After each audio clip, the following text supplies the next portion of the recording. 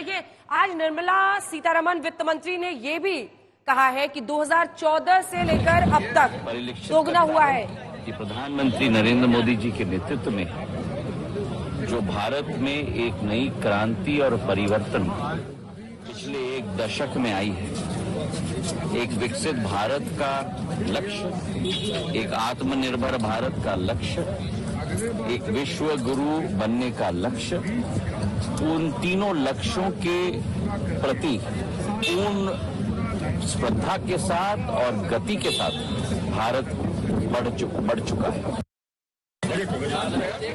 तो गति के साथ बढ़ रहा है। देश की अर्थव्यवस्था की बात करते हुए आप ज्योतिरादित्य सिंधिया नागरिक उड्डयन मंत्री को सुन रहे थे, लेकिन शशि थरूर इस वक्त बोल रहे हैं कांग्रेस पार्टी की तरफ से। सुनिए।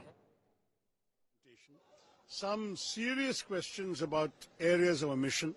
No reference to the success or failure of the PLI scheme, which is taking so much money.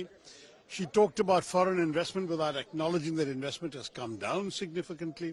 She talked, frankly, about a number of things that are couched in vague language like for confidence and hope and so on. But when it comes to hard figures, there were very few figures available. For example, she talked about foreign direct investment without acknowledging that it has come down as a percentage of GDP, not gone up. She talked about, she didn't talk about unemployment, which has gone up to record levels. She didn't talk about youth unemployment. She didn't talk about declining female labor participation when talking about Nari Shakti. So there were so many omissions. I must say that this is going to be a very, very disappointing speech in terms of being couched entirely in generalities.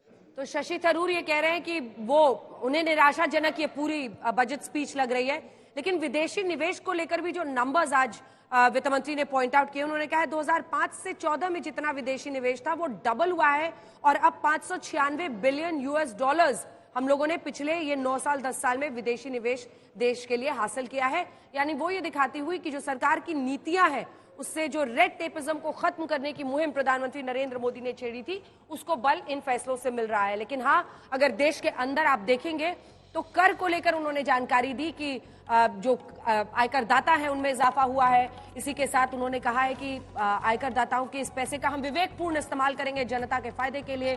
2 crore नए घरों के बनाने की भी उन्होंने बात कही है। लेकिन इसी के साथ मिडिल क्लास के लिए आयकर जो इनकम टैक्स स्लैब है उसमें कोई बदलाव नहीं। और एक पॉजिटिव यहाँ पर बात बताना भी चाहेंगे अपने दर्शकों को कि स्टार्टअप्स को लेकर 1 साल की टैक्स छूट मिलेगी, यानी कि स्टार्टअप्स को यहाँ पर बढ़ावा देने की कोशिश, और इस पर हम चर्चा भी कर चुके हैं। अश्विनी महाजन जी को मैं यहाँ पर चर्चा में जोड़ना चाहूंगी। अश्विनी महाजन जी, अगर कॉमन मैन के नजरिए से आप इस बजट की स्पीच को समझाएं या फिर इसका अगर आकलन करें तो उनके लिए क्या टेक अवे है, और अगर नहीं है तो वो भी बताइए। और इसके साथ ही वोट ऑन अकाउंट क्या होता है, अगर इस टर्म को हम आज समझें, क्योंकि बार बार इस शब्द का इस्तेमाल किया जाएगा।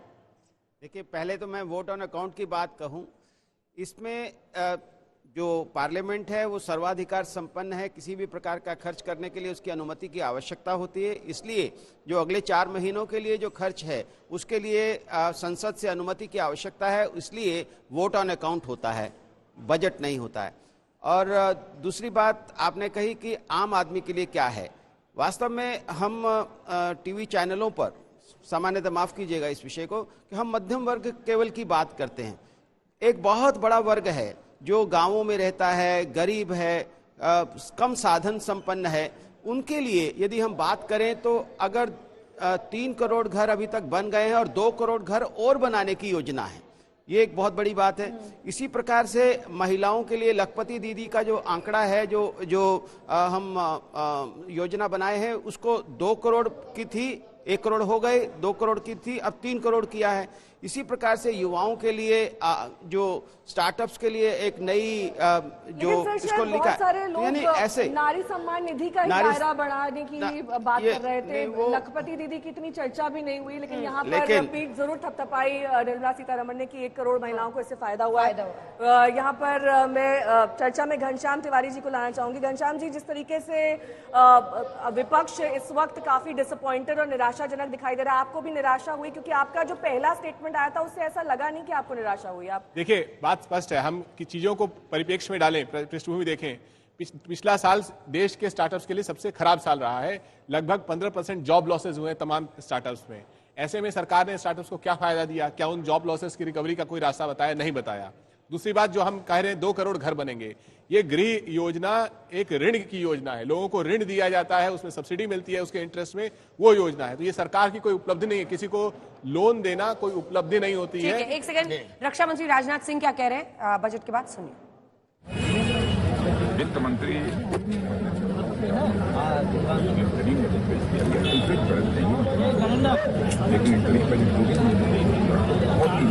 बहुत ही उत्साह वर्धक है और आगे के लिए भी और अधिक आशाएं रखी है। और भारत की आर्मी की लड़ाई भी पूरी तरह से प्रयास बन रहेगा। वो इंडिकेशन हमारी इकॉनमी जो आज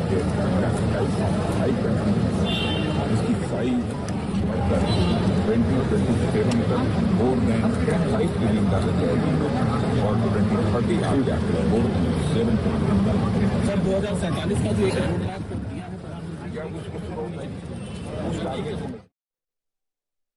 प्रशंसा करते हुए ये आज होगा, सत्ता पक्ष के लोग प्रशंसा करेंगे और जो विपक्ष की तरफ से नेता आएंगे। सबसे छोटा निराशाजनक स्पीच इसे शशि थरूर कह रहे हैं, लेकिन इस बीच आपने रक्षा मंत्री को सुना और कैसे अर्थव्यवस्था तेज रफ्तार से पटरी पर चलती रहे उसका जिक्र ज्योतिरादित्य सिंधिया ने किया।